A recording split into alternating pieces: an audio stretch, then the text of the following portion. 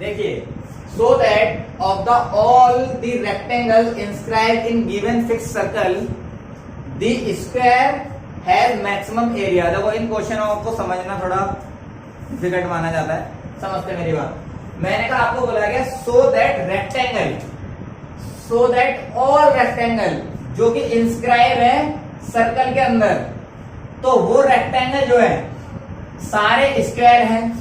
तो रेक्टेंगल क्या है? सारे स्क्वायर हैं। और आपको ये भी बोला गया कि उस रेक्टेंगल का एरिया है, उस रेक्टेंगल का एरिया है मैक्सिमम। तो पहले तो ये प्रूव करना है जो सर्कल के अंदर रेक्टेंगल है वो सारे स्क्वायर होने चाहिए, ये तो प्रूव करना है। और उसके बाद आपको ये चेक करना है कि उसका जो एरिया है वो मैक्सिमम होना चाहिए, यानी मैक्सिमम एरिया लेकर आना है। बात समझ में आ गई? तो क्वेश्चन की ड्रॉ कैसे बनेगी वो मैं आपको सिखाता हूं। तो चलो आओ करते हैं। तो मैंने कहा ये आपका है एक सर्कल, और ये सर्कल का हो गया सेंटर, और इसके अंदर इंस्क्राइब है एक रेक्टेंगल, और मैंने ये ड्रॉ बना ली। बताइए कोई दिक्कत?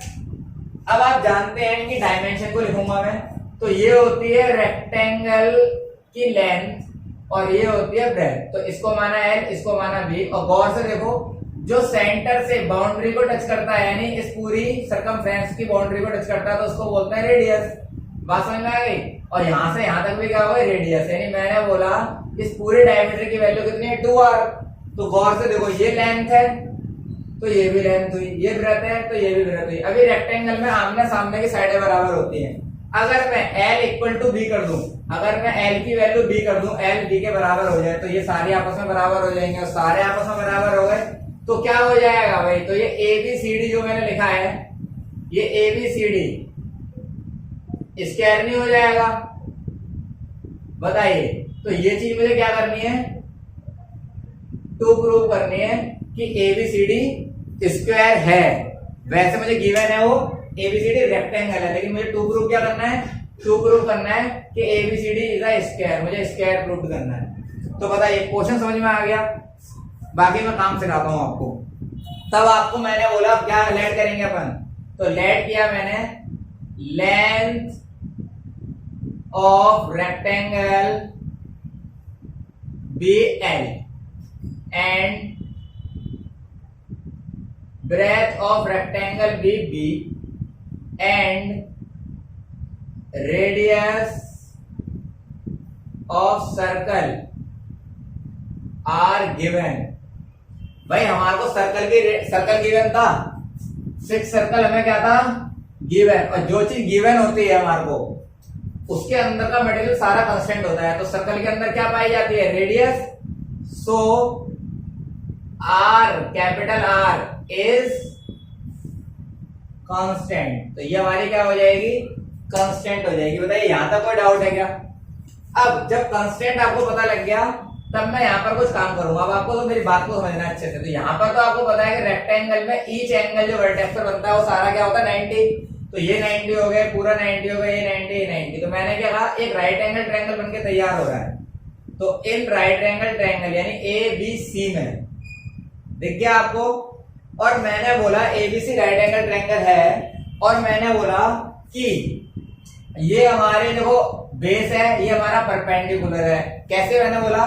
मैंने क्या कहा? इसमें मैं लगाऊंगा ट्रिगोनोमेट्री, और या तो एंगल थीटा मेरा यहां पर होगा एक्यूट एंगल, या तो यहां पर ले सकता हूं मैं। आपकी मर्जी, जहां आपका मन करे ले लो, आंसर वही आएगा। तो मैंने थीटा यहां पर ले लिया, तो मेरा बेस हो जाएगा ये भी।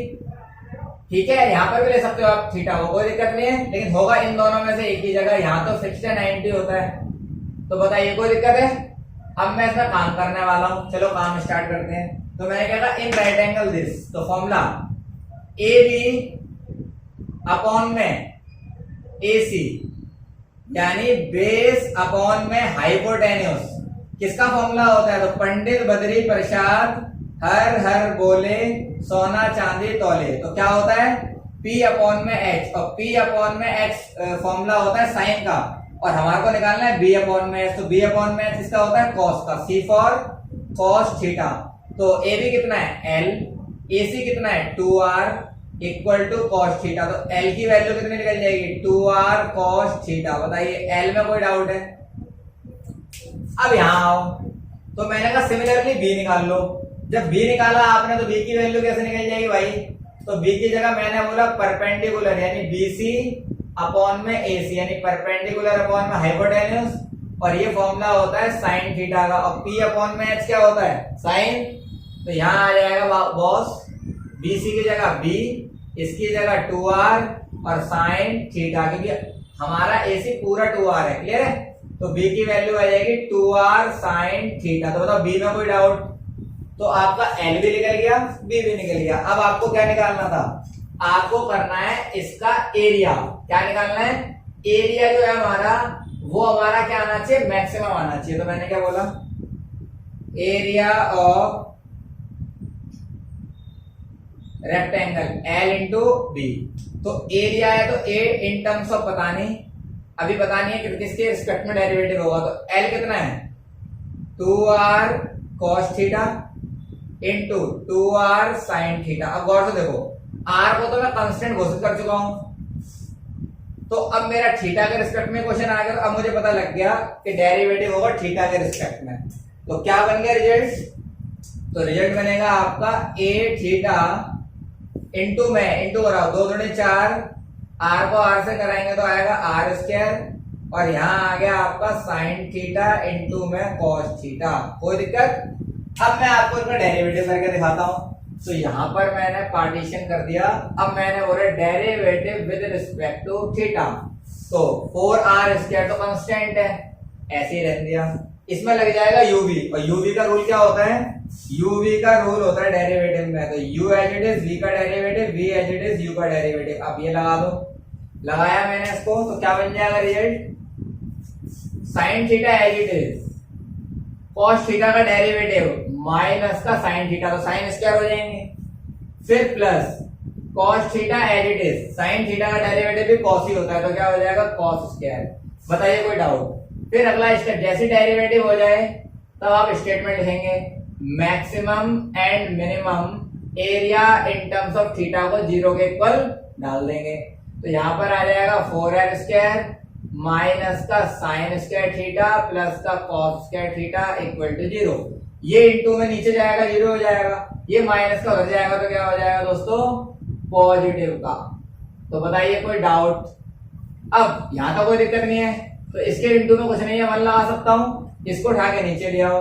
तो cos स्क्वायर थीटा अपॉन में sin square theta equal to 1, और cos बट्टे sin किसका रेशियो होता है, cot स्क्वायर थीटा। कोई दिक्कत, स्क्वायर हटेगा तो क्या बन जाएगा अंडर रूट 1, 1 का रूट क्या होता है 1 ही होता है। तो थीटा की वैल्यू कैसे निकल जाएगी, बहुत सिंपल, अभी निकालते हैं। तो थीटा की वैल्यू उधर जाएगा तो बन जाएगा cot इनवर्स, बताइए 1 में हो जाएगा।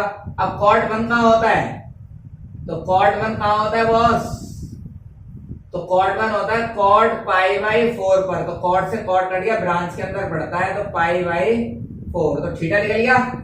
जब आपका थीटा निकल के आ जाएगा तब आप थीटा की वैल्यू जो आपने, इनको मैंने एक क्वेश्चन मान लिया, जो आपने एल और बी की इक्वेशन निकाली थी उसके अंदर डाल दो।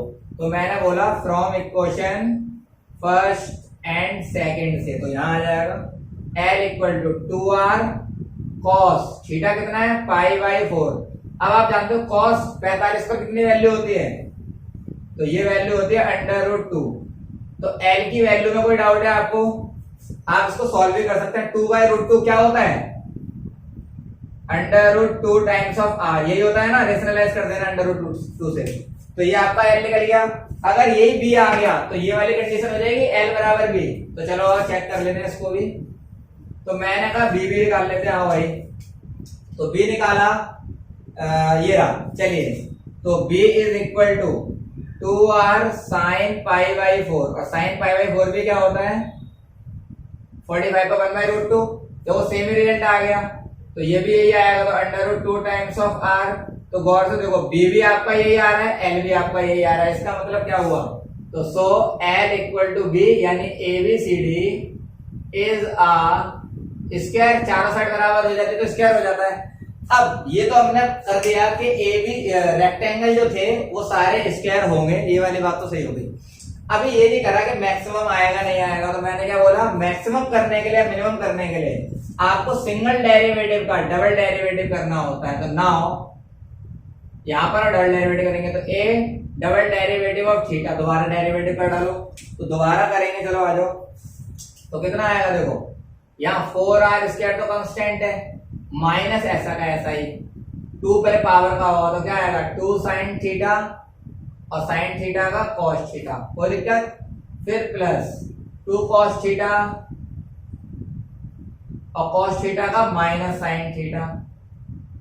तो गौर से देखो ये भी minus 2 sin theta, 2 sin theta cos theta, ये भी 2 sin थीटा cos थीटा, तो क्या आ जाएगा दोस्तों 4r² माइनस का 4 sin theta into cos theta. बताइए कोई डाउट, यहाँ तो कोई डाउट है नहीं। अब गौर से देखो थीटा मेरा पॉजिटिव आ रहा था, अगर मैं थीटा की वैल्यू यहाँ डाल भी दूं तो आपको नेगेटिव वैल्यू ही मिलेगी, दिखा देता हूँ, 4 इंटू में sin π/4 इंटू में cos π/4, थीटा डाल दिया मैंने, जब डाला तो वैल्यू क्या आई मेरी, माइनस का 4 यानी 1/√2, 1/√2 यही वैल्यू होती है। इन दोनों को काटेंगे तो आएगा 2 और 2 से काट दिया 2 बार, यानी माइनस का 8r²। अब ये वैल्यू आ रही है, ये वैल्यू तो नेगेटिव है, और नेगेटिव जब होती है तो मैंने बताया था आपको, यानी 0 से छोटी, और नेगेटिव आ जाएगी तो मैक्सिमम, और पॉजिटिव आ रही है तो मिनिमम। क्लियर? तो मैं यहाँ पर क्या लिखूंगा, area of rectangle is maximum when L equal to √2 times of r and b equal to √2 times of r, और हेंस प्रूव्ड। फटाफट इसका स्क्रीनशॉट ले लो। क्लियर है?